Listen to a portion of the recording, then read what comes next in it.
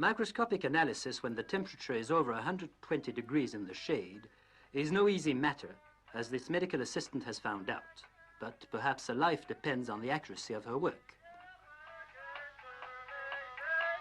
Hundreds of patients have been under this modern X-ray apparatus in this tent. This warrior undoubtedly finds it very extraordinary. But why should he be afraid? He has faith in his God and confidence in those who are nursing him.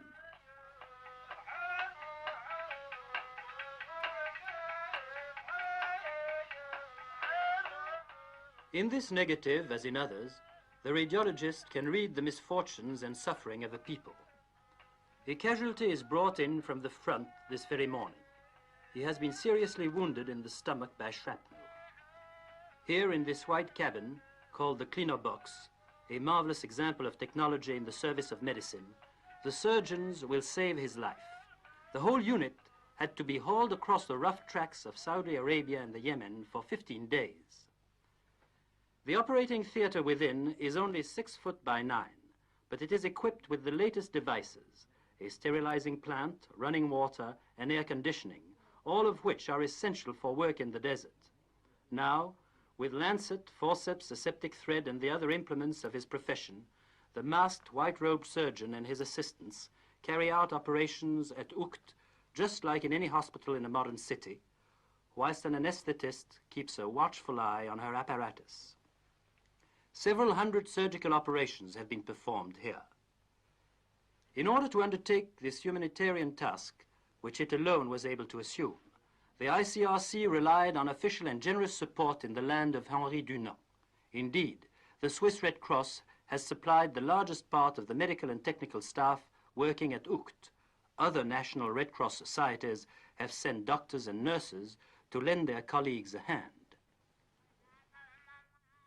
Lost in the vast expanse of desert wastes, these volunteers, doctors and assistants, accomplish a difficult but magnificent task.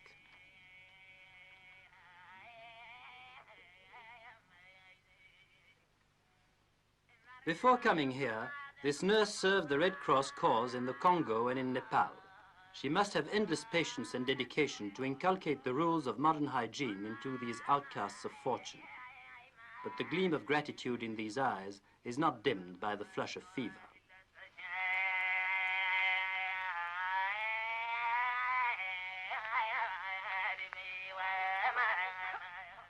This Bedouin woman, the mother of several children, has seldom had an opportunity to wash with soap.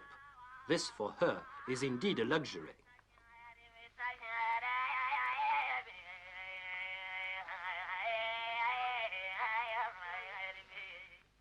There's no keeping in bed this old stalwart who had to undergo an operation on his leg. He soon became a popular figure in this little colony at Ukt.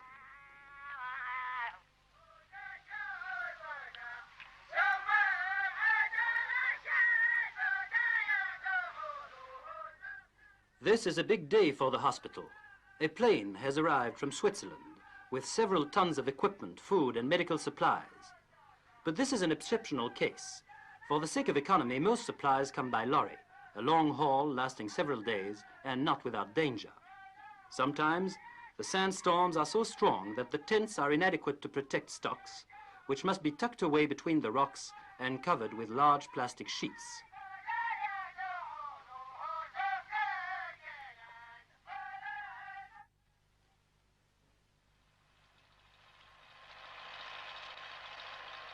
There are 2 electric generating units, one to operate the cleaner box, the other a source of power for the lighting in all the tents.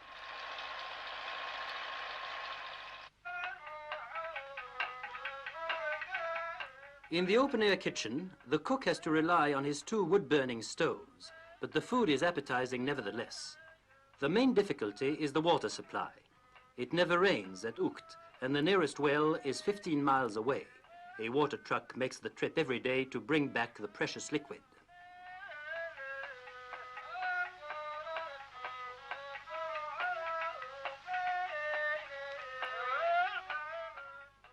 The running of this hospital in the desert requires a staff of 30 people and a great deal of money.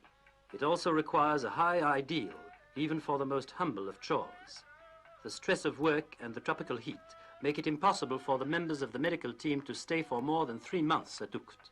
But when they leave, making way for fresh replacements, they have the satisfaction of having carried on to good effect the Red Cross struggle against suffering. Thus, day after day, in this bruised and battered country, the men and women of the ICRC are at work so that, in the words of Henri Dunant, the world shall not perish in hate.